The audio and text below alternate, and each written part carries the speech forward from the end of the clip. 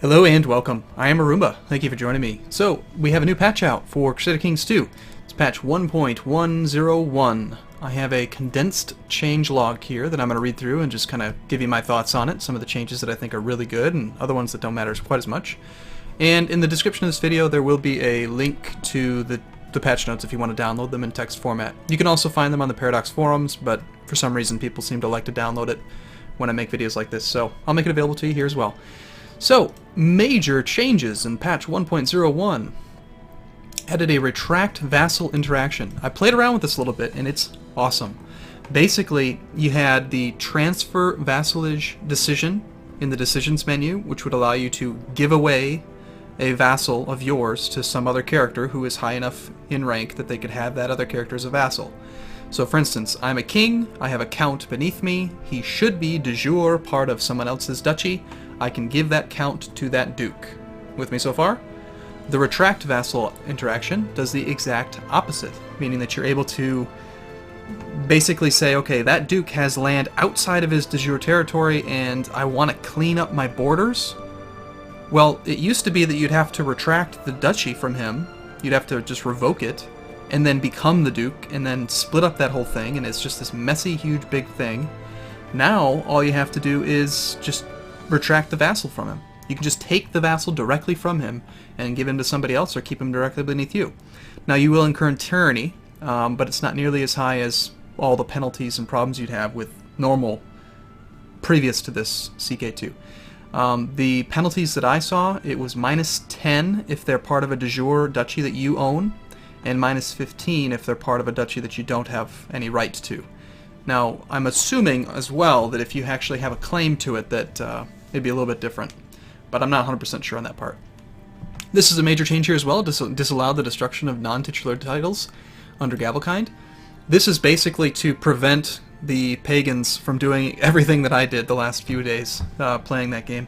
So, if you have two kingdoms, you can't just destroy one of them to keep your realm together. This is going to cause the AI and also players to have a much, much harder time keeping together pagan realms, because once a title's created, you cannot destroy it. You'd have to switch out from underneath Gavelkind, which would require you to reform the faith. Next up, we've got the interface, so added some portraits. I love seeing this where people who make mods get their stuff incorporated into the game. Cross your fingers, I'm still hoping my keyboard shortcuts mod shows up on one of these changelogs someday. I don't know why it hasn't yet. Of course, I haven't really asked them, but maybe someday, if with enough support, we'll get them to give us some more control over keyboard shortcuts. Adjusted the random coat of arm colors, that's fine. Scripted a lot of the coat of arms for various dynasties. The coat of arms of titles named after dynasty now match the dynasty coat of arms. Makes sense. I thought this one was funny. Bishops no longer wear pope hats, but the pope does. So all bishops in version 1.10 were wearing pope hats, which is kind of funny. Buildings requiring a coastal province now show up in the tech tooltip even if the capital is not coastal. This is just kind of like an interface problem. If the basically, if... Oops. I mean to do that. If the... certain criteria weren't met, then they just wouldn't show up and you wouldn't know why you couldn't create it. Now they're making it a little bit more apparent. Nicknames are now shown for heads of religion. I like this because if you have, like, Pope Invictus the Fat, that's funny to me. The grant independence action is no longer even shown if the recipient's not your vassal. Makes sense. The prepare invasion action is now shown but grayed out if you are at war. Tweaked the religion colors to make them more distinct. That's good, makes it easier to see. And on to some of the most important gameplay changes. Norse pagans can no longer employ a coastal conquest casus belli against other pagans. Neighboring counties can still be taken through the regular conquest casus belli. So this is going to prevent them from just expanding like crazy, quite as fast. They can still do the subjugation, they can still do coastal conquests of the Christians, but they can't just attack each other. So they should expand closer to themselves. The subjugation casus belli can now only be used once per lifetime instead of every 10 years. I honestly think this is a very good change. I think pagans were they were just broken. They were dumb. It wasn't cool. Unless you have the become king ambition, which you can only take... I believe actually you can only take that ambition one time. If your capital If your capital is in a kingdom, a de jure kingdom, you can only take the ambition to become king of that that de jure kingdom.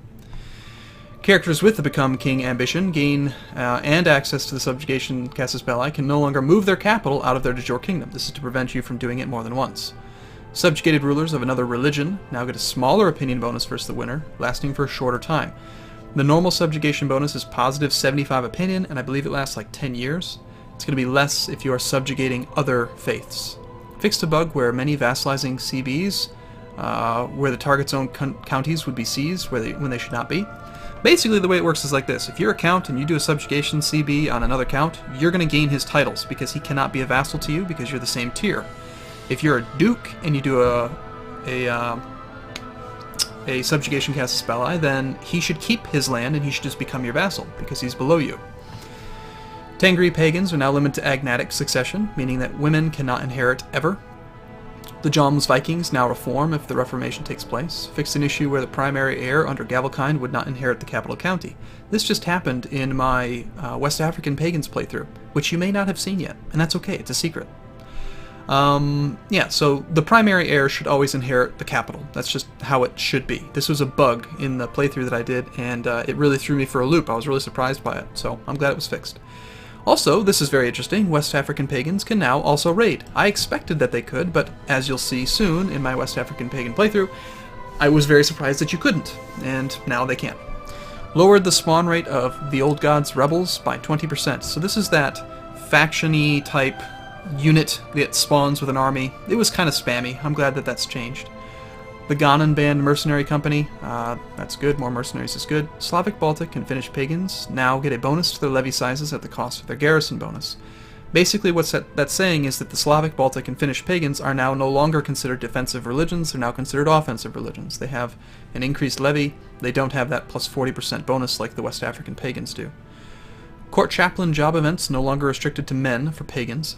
Makes sense, since pagans can have women in place as the court chaplain. They should be allowed to do events. Made the chancellor job to improve relations more effective. That's good. Mercenary ships will no longer spawn in major rivers. Good, good. Cities now have slightly more galleys than castles and temples. Under Gavelkind, your oldest son will no longer ask for titles. That was kind of an annoying thing that he would do. This is interesting. 867. So they strengthened the coastal Baltic, Slavic, and Finnish tribes with better holdings. So they've given them a slight advantage. They've also strengthened the initial forces of Ivar and the Halfdan. So they should potentially become the respective kings, or at least dukes. Byzantium is now also properly primogeniture instead of Gavelkind. That's just a silly bug. It shouldn't have been Gavelkind. The vassal opinion for free investiture law now correctly applies only to Catholics. Makes sense. Why would pagans care about free investiture? Build cost and time is now affected by your capital tech, not the average tech in your realm. This is good. I was I didn't really care that much about building costs because it never seemed to really make a difference. You upgrade building cost technology and it didn't really reduce things. And it was because it was doing the average tech, which hardly increases at all when you buy technology. Now it's only going to be based on your capital. I did not see in this list, unfortunately, a change where technology is based on your state attributes instead of individual attributes, but small steps. Ignoring pagan defensive attrition is now controlled by your capital tech, not the average tech. Again, a good change. Tweaked the AI bonuses on hard and very hard. That's all they said. They didn't actually say what they did, so I went into the game and pulled it out so you can see it. So on hard mode, they have less income. It used to be plus 25, plus 50 for income. Now it's only plus 10, which is, I think, a good change. The income was just ridiculous before. They still have plus 25% morale, 50% more levy reinforcement rate, and this is the big change. AI suffers half attrition under hard and only a quarter attrition under very hard. So that is huge. That means they'll be much more aggressive and their armies won't get depleted when they try to throw a ton of men at you, which they will. Castrating or blinding a prisoner now removes the righteous imprisonment cause when they're released, so you can't just cut their wang off and then put them back in prison. The ambition to gain a council position only increases a skill the first time it is successful, so we can no longer bounce back and forth between 2 or 3 sons, giving them both whatever ambition that they have and boosting their stats. That was a gamey thing anyway, so I'm glad that it's gone. Captured rebel leaders now have a broken spirit modifier, making them pretty useless. That's good, you know, captured rebels were not supposed to become your next commander, they were supposed to be executed or something. I usually banish them, take their money, but... Mayors and heathen priests will now marry if they are heirs to other titles, so they'll actively seek to keep their titles. Trade post garrisons now give less retinue cap for increase. A very, very good change, because as I played the Norse Republic, which is kind of a weird thing anyway, it was still shown very clearly that extra retinue cap you got from a trade post was ridiculous. Got multiplied with technology, you had way too much retinue cap from it. Baltic cultures can now form the Wendish Empire. Finnic cultures can now form the Russian Empire. Finnic cultures can now also form the Scandinavian Empire, and North Germanic cultures can now also form the Empire of Britannia. What this basically means is that most of the pagans in the north of the map can create more empires. Like North Germanic, that's read as Norse. Norse can create the Empire of Britannia. It used to only be like the Scots and the English and the Irish. Now, if the Norse actually take over Britannia, they can create the empire. Almost done. So the AI will not try to convert to Norman culture if it's a huge Norse empire, so they will resist that change. Higher priority on building temple towns. I noticed that the temples were pretty much only building like walls and shipyards and things. They weren't ever trying to focus on income, so this is a good change. Adjusted propensity to backstab brothers of the faith who are primary parties in holy wars. This is good. So before, participant A, brother number 1, gets attacked in a holy war versus, France is attacking one of the pagans. As soon as his army gets destroyed, his brother attacks him and says, "I'm gonna come take your land." Like their eagerness to expand was so high that they were just backstabbing their brothers instead of doing the optional like support them in the anti-holy war. And they should. They're pagans, but they should still defend their brothers against the enemies of the faith. Behavior is now affected subtly by the difficulty settings. I don't really know what that means, but it's going to be interesting to experiment. I'm assuming that hard and very hard will make them more or less aggressive now.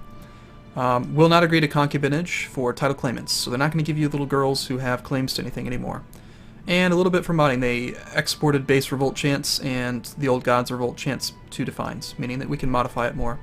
And something else that helps. So anyway, very good changes. I am excited to start playing. I want to also let everyone know that if you have any save files from 1.10 or the beta patch, which was available on Steam, according to the forums, they're 100% compatible with this change, so you can continue playing those saves and they'll be totally fine. So I'm going to keep doing that. I'm going to keep going with the playthroughs that I have, and I definitely look forward to seeing you again soon. So thank you so much for watching, and I do look forward to seeing you again in the next video.